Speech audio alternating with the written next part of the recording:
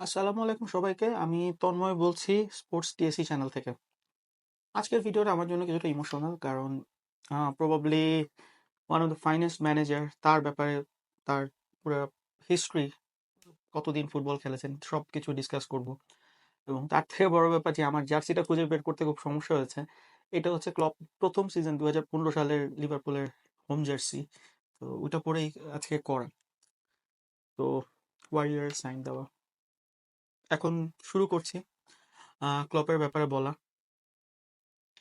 গতকাল রাতে আমার বোন যেহেতু জানে আমি লিভারপুল সাপোর্টার, আমার বোন একটা শর্টস আমাকে পাঠিয়েছে যে দেখ তোর ফেভারিট কোচ চলে গেছে। তো আমি দেখলাম যে শর্টটা অ্যাকচুয়ালি আমার ইউটিউবে আপলোড করা শর্টটাই ও পাঠাইছে। ও বুঝে নাই যে ওটা আমি ইয়া করছি, হচ্ছে আমি পোস্ট করছি। তো যদি শুরু করি, ক্লপের ব্যাপারে অনেক কিছু বলা যাবে। জানি না ভিডিওটা কতক্ষণ হবে, আপনারা বা ভিডিওটা কতক্ষণ দেখবেন জানি না, বাট ক্লপকে পছন্দ করলে যেমন আমি দেখেছি, মানে যারা ম্যানচেস্টার ইউনাইটেড সাপোর্টার ইউটিউবার আছেন, মার্ক করবিস যেই দলই সাপোর্ট করে, এমনকি গার্দিওলা পর্যন্ত ক্লপকে বলেছে যে he will miss him. So সবাই মিস করবে, কারণ একটা কম্পিটিটিভ একটা টিম অলমোস্ট জিরো থেকে উঠে আনা, সবকিছু মিলিয়ে এটা আমার কাছে মনে হয়েছে যে দ্যাটস আনবিলিভেবল অ্যাচিভমেন্ট ক্লপের জন্য। আহ, যাই হোক, শুরু করছে। ক্লপের যদি ক্যারিয়ার দিকে তাকানো যায়, উনি প্লেয়ার হিসেবে যতটা বলা যে প্লেয়ার হিসেবে যতটা ভালো ছিল না, এতটা কিন্তু এরকম না। উনি কিন্তু প্রায় 14-15 বছরের মতন প্রফেশনাল ফুটবল খেলেছেন। যদিও তার মেইন পার্টটা ছিল মাইন্সের হয়ে খেলা, মাইন্স 05 মাইন্সের হয়ে খেলা, এবং পরে মাইন্সেরই পরে কোচ হয়েছিলেন। প্রথম সিজনে মাইন্স ধুঁকতে থাকা মাইন্সকে প্রায় অবিশ্বাস্যভাবে হচ্ছে 60টা ম্যাচের মধ্যে 6টা ম্যাচ জিতে হচ্ছে কনফার্ম করেছিল যে তারা সেকেন্ড ডিভিশন থেকে যাতে রেলিগেটেড না হয় মাইন্স। এর পরের বছরে মাইন্সকে চেষ্টা করেছিল কিন্তু নিতে পারেনি প্রথম ফার্স্ট ডিভিশনে, যেটা বুন্দেসলিগা। তারপরের বছর ঠিকই মাইন্সকে ঠিকই উনি ফার্স্ট ডিভিশনে নিয়েছিলেন, এমনকি ইউরোপের পজিশনও একসময় নিয়ে খেলেছিলেন। কিন্তু সে যে 2006-07 সালে ইউরোপা কাপ, যেটা তখন ওয়েফা কাপ না ইউরোপা লিগ, আমি ঠিক শিওর না, আহ, সেভিয়ার সাথে পরাজিত হয়ে প্রথম রাউন্ড থেকে বাদ পড়ে গিয়েছিলেন। বাট মাইন্সকে একটা নতুন একটা দলে পরিণত করে গিয়েছিল। এখন মাইন্স বলা যায় বুন্দেসলিগার নিয়মিত দল, যদিও এবার তারা বেশ খারাপ করেছে, তারপরেও তারা বলা যায় যে তারা মাইন্স নিয়মিত দল। যদিও মাইন্সকে আবার রেলিগেটেড হয়েছিলেন এবং উনি রিজাইনও করেছিলেন রেলিগেটেড হওয়ার পর। উনি তারপরে জয়েন করেছিলেন ডটমন্ডে প্রথম সিজনটা 6 হলেও পরের সিজনে উনি ভালোই করেছিলেন, পারফর্ম করে ফিফথ করেছিলেন এবং ইউরোপের পজিশনে নিয়ে গিয়েছিলেন, এবং 2011-12 সালে প্রথম টাইটেলটা উনি জিতিয়েছিলেন। 10-11-তে প্রথম টাইটেলটা জিতে এবং 11-12 সালে পরের টাইটেলটা উনি পরপর দুইটা বুন্দেসলিগা। চিন্তা করে দেখেন, যেখানে বায়ার্ন মিউনিক বুন্দেসলিগাকে ওন করে, বায়ার্ন মিউনিকের বুন্দেসলিগা, এটা কেউ, মানে আমার সাথে যদি কেউ ডিবেট করে যে বায়ার্ন মিউনিক বুন্দেসলিগা ওন করে না, তাহলে আসলে আমি তাকে চ্যালেঞ্জ জানাবো। বায়ার্ন মিউনিকের বুন্দেসলিগা, সেই বুন্দেসলিগাকে দুইবার টাইটেল জিতিয়েছেন পরপর। পরের বছর ফাইনালে নিয়ে গেছেন ইউরোপা চ্যাম্পিয়ন্স লিগের। দুর্ভাগ্য, মানে পুরো ম্যাচটাতে দুর্দান্ত খেলেছিল, পুরো টুর্নামেন্ট দুর্দান্ত খেলেছিল, ফাইনালে শেষ মুহূর্তে রোবেনের একটা গোলে জিতে গেছে। এবং আপনার, আমি বলে রাখি, রিয়াল মাদ্রিদকে এই ইয়োর্গেন ক্লপের দল 4-1 পরাজিত করেছিল ডর্টমুন্ডের মাঠে। রিয়াল মাদ্রিদ চ্যাম্পিয়ন্স লিগ অন্যরকম দল, মরিনো ছিলেন কোচ। এবং মজার ব্যাপার হচ্ছে ওই ম্যাচের পরই মরিনোর স্যাক হয়েছিল, ওই ম্যাচের পরই মরিনো স্যাক হয়েছিলেন এবং রিয়াল মাদ্রিদের কোচ স্যাক হয়েছে। এবং আরেকটা মজার ব্যাপার, ঠিক লিভারপুলে থাকা অবস্থায় যখন লিভারপুলের সাথে ম্যাচটা 2017 সালে মরিনো স্যাক হলো, লিভারপুলের ম্যাচের পরে মরিনো স্যাক হয়েছিল। ওই অপোজিট টেবিলে ইয়োর্গেন ক্লপই ছিলেন লিভারপুলের কোচ। যাই হোক, ডটমুন্ডকে নিয়ে যখন সবকিছু শেষ করে, এখন যে পার্টটা অ্যাকচুয়ালি আজকের ভিডিওটা বানানোর মেন উদ্দেশ্য হচ্ছে ওনার লিভারপুলের ক্যারিয়ারটাকে তুলে ধরা।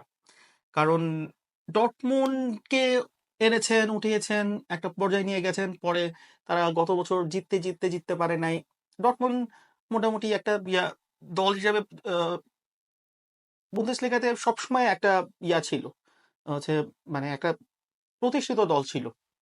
কিন্তু উনি যখন লিভারপুলের দায়িত্ব নেন, লিভারপুলটা সত্যি কথা শুধু নামে লিভারপুল এফসি ছিল, কিন্তু বাকি কোনোভাবে লিভারপুলের সাথে আসলে যায় নাই। লিভারপুল আসলে কি করেছে কি করছিল তখন এটা আল্লাহ ছাড়া কেউ জানে না। তাদের দলের টিম কি ছিল, একজন জেরার্ড ছিলেন, জেরার্ড 2015 সালে চলে গেলেন।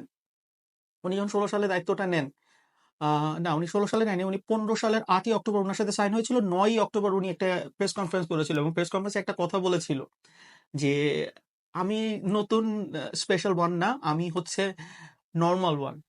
তো আসলে উনি নর্মাল ওয়ান, কজ আমরা যারা লিভারপুলের সাপোর্টার অনেক আগে থেকে সাপোর্ট করি, 98 সাল থেকে সাপোর্ট করছি লিভারপুলকে, আপস এন্ড ডাউন দেখছি, বাট 2015-16 সালের সময় যে এই লিভারপুল ছিল এটার মতন ডাউন আমি কোনো সময় দেখি নাই। আসলে সত্যি কথা, টিমের অবস্থা বাজে, কেউ আসতে চাচ্ছিল না। আমিও পার্সোনালি চেয়েছিলাম আনচেলত্তি আসুক, কিন্তু আনচেলত্তি জানিয়ে দিয়েছিলেন যে উনি 6 মাসের রেস্ট চান। রিয়াল মাদ্রিদের কোচ ছেড়ে উনি 6 মাসের রেস্ট চান। এই জন্য আনচেলত্তিকে না পেরে ক্লপকেই নেওয়া হয়েছিল, বাধ্য হয়ে অলমোস্ট। সেই ক্লপ আবার স্বপ্ন দেখাইছে লিভারপুল সাপোর্টারদের। কি কি অ্যাচিভ করছে আমি একটু বলি। তারা 16 বছর ধরে এফএ কাপ জিতে নাই। ক্লব আসার আগে 16 বছরের মধ্যে প্রথম এফএ কাপ জিতিয়েছে ক্লব 2022 সালে। তারা লিগ কাপ জিতে নেয় 10 বছর, লিগ কাপ জিতিয়েছে 2 বার। তারা 16 বছর কমিউনিটি শিল্ড জিতেনি, কমিউনিটি শিল্ড জিতিয়েছে 2022 সালে। 14 বছর ধরে চ্যাম্পিয়ন্স লিগ জিতে নেই, চ্যাম্পিয়ন্স লিগের ফাইনালেও যায় নাই। আমি আসছি, চ্যাম্পিয়ন্স লিগ জিতেছে 2019 সালে। 2018 সালে চ্যাম্পিয়ন্স লিগ রানার্স আপ করেছে, 2022 সালে চ্যাম্পিয়ন্স লিগ রানার্স আপ করেছে, এবং অপোজিট টিম ছিল রিয়াল মাদ্রিদ। আপনারা মানেন না মানেন, চ্যাম্পিয়ন্স লিগে রিয়াল মাদ্রিদের সাথে বিট করা আমার মনে হয় না কোনো নর্মাল ক্লাবের পক্ষে সম্ভব। আমি লাস্ট কবে রিয়াল মাদ্রিদকে চ্যাম্পিয়ন্স লিগে হারতে দেখছি আমি মনে করতে পারবো না। আমি 2000 সাল থেকে চ্যাম্পিয়ন্স লিগ দেখতেছি, আমি সত্যি কথা আমি মনে করতে পারবো না। আমি 99 সালে চ্যাম্পিয়ন্স লিগও দেখছিলাম, আমি মনে করতে পারবো না যে লাস্ট টাইম কবে হারছে। সে 98 সালে চরম ফর্মে থাকা জুভেন্টাসকে হারিয়েছিল। 2000 সালে তারা ভ্যালেন্সিয়া তখন হচ্ছে ইয়া ছিল, ভ্যালেন্সিয়া ভালো খেলছিল, ভ্যালেন্সিয়াকে হারিয়েছিল। 2002 সালে লেভারকুসেন টপ ফর্মে থাকা অবস্থা চ্যাম্পিয়ন্স লিগে হেরেছিল। তো আচ্ছা, আমি ওই রিয়াল মাদ্রিদের কথা বাদ দিয়ে আমি ক্লপের কথায় আসি। খুবই সাধারণ টিম, এই টিমে আসলে সত্যি কথা মানে কি ফরমেশনে খেলবে, কোন ফরমেশনে খেলবে, কোনো কিছু ছিল না। উনি আর্নল্ড, বর্তমানে যে সেরা রাইট ব্যাক, তাকে তৈরি করেছেন।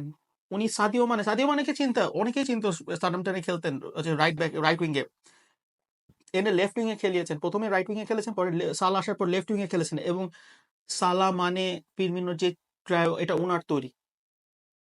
এটা দিয়ে উনি যথেষ্ট সাকসেস হয়েছেন। 2021 সালে যখন লিভারপুলের অর্ধেক টিম ইনজুরি, হ্যান্ডারসন ফেভিনো হচ্ছে সেন্টার ব্যাকে খেলতে হয়েছিল, সেই অবস্থা লিভারপুলকে থার্ড করে চ্যাম্পিয়ন্স লিগে নিয়েছিলেন। পরের বছর সম্ভবত সবচেয়ে বিগেস্ট অ্যাচিভমেন্ট হতো যদি 4টা কাপই জিততো।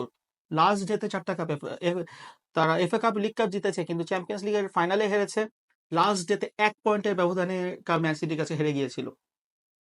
2019 সালে 97 পয়েন্ট নিয়ে রানার্স আপ হয়েছে, এর থেকে দুঃখজনক কিছু নাই। 2022 সালে 91 পয়েন্ট নিয়ে রানার্স আপ হয়েছে, এর থেকে দুঃখজনক কিছু। 2020 সালে সবচেয়ে দ্রুততম চ্যাম্পিয়ন করেছে, 30 বছর পর চ্যাম্পিয়ন করেছে প্রিমিয়ার লিগে। আমার স্বপ্ন ছিল যে আমার এই জীবনে প্রিমিয়ার লিগে অ্যাটলিস্ট চ্যাম্পিয়ন, মানে লিভারপুলের চ্যাম্পিয়ন হওয়াটা দেখে যাব, সেটা পূরণ করেছে।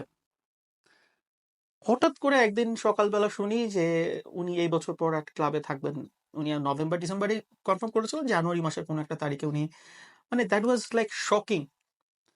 এই মানুষটা, সত্যি কথা, আমরা যারা লিভারপুল সাপোর্টার তারা আমরা জানি যে ক্রিকেট তো অনেক আগে অলমোস্ট বলা যায় যে ব্যবসা এবং একটা দল কেন্দ্রিক হয়ে গেছে। ফুটবলটা এখনো আমরা দেখি, কারণ ফুটবলটাই একমাত্র এন্টারটেনমেন্টের উৎস। উনি কিভাবে একটা সাধারণ দলকে ওয়ার্ল্ডের বেস্ট দল পরিণত করেছে, ডটমুন্ডে আমরা দেখেছি, লিভারপুলে সেটা আবার প্রমাণ করেছে। এবং উনি বলেছে যে নতুন ম্যানেজার, খুবই ভালো ম্যানেজার, উনি আসবেন এবং উনি এটাকে, এই দলকে আবার তুলে নিবে। আশা করবো তাই। একটু ইমোশনাল ছিল কালকে পুরো ব্যাপারটা। আপনি যদি স্কাই স্পোর্টস এর রিপোর্ট দেখেন, রেটিং দেখেন, তাহলে 61% মানুষ হচ্ছে ক্লপের ফেয়ারওয়েল দেখেছে, আর আপনার 23% মানুষ হচ্ছে আপনার ম্যান সিটির সেলিব্রেশন দেখেছে। তার মানে আপনি শুধু বুঝেন যে ক্লপের চলে যাওয়াটা ইংলিশ প্রিমিয়ার লিগের জন্য, এটা আসলে প্রিমিয়ার লিগের জন্য একটা বড় লস, সত্যি কথা বলতে গেলে। কারণ ইয়োর্গেন ক্লপ এমন একজন ছিলেন যে কিনা আর্টেটাকে কিংবা পেপ গার্দিওলা গতকালকে নিজেও অ্যাকচুয়ালি ইমোশনাল হয়ে গিয়েছিলেন। নিজেও স্বীকার করেছেন যে পেপ গার্দিওলা মিস করবে ক্লপকে এবং পেপ গার্দিওলার জন্য সে আরো বেটার কোচ হতে পেরেছে। তো যাই হোক, ইভেন সবাইকে দেখছিলাম যে স্যাড, আমিও স্যাড, আসলে স্যাড কজ এটা খুব মানে ফুটবলটা আমি জানি না, আই গেস আর্নে স্লট ভালো করবে আশা করছি, কজ ক্লপ একটা ভালো টিম তৈরি করে দিয়ে গেছেন। আর যা হবে তা তো হবেই, কিন্তু এটা সত্যি কথা, লিভারপুলের পক্ষে হয়ে যা করেছেন এটা আসলে মানে প্রবাবলি লিভারপুলের সেরা 10টা কোচের মধ্যে মনে মনে 10টা কোচ তো অনেক বড়, সেরা কয়েকটা কোচ, বেন শেকলি আছে কি, ওদের সময় থেকে সত্যি কথা বলতে গেলে মানে 26 বছর ধরে লিভারপুল সাপোর্ট করি, এরকম ভালো টাইম কোনো সময় দেখি নাই। চ্যাম্পিয়ন্স লিগে ফাইনালে যাচ্ছি, চ্যাম্পিয়ন্স লিগ জিততেছি, ইউরোপা লিগ জিততেছি, সরি ইউরোপা লিগটা জিতা হয়নি, ইউরোপা লিগটা ফাইনালে আমরা লিড নিয়ে আমরা হেরে গিয়েছিলাম। ইট ওয়াজ ভেরি স্যাড। আমরা দুইবারই হচ্ছে ইউরোপা, ও না, একবার সেমিফাইনালে আউট হয়ে গেছিলাম হক্সটনের সময়, আর পরের বার আমরা ইয়াতে আউট হয়ে গেছিলাম। যাক, এনিওয়েজ শেষ করছি। ভিডিওর মাঝখানে একটু কাট করতে হয়েছে, আমি জানি না, আমি সাধারণত ওয়ান শটে নিই, কিন্তু 10 মিনিট পর এটা অটোমেটিক ক্লোজ হয়ে গেছে।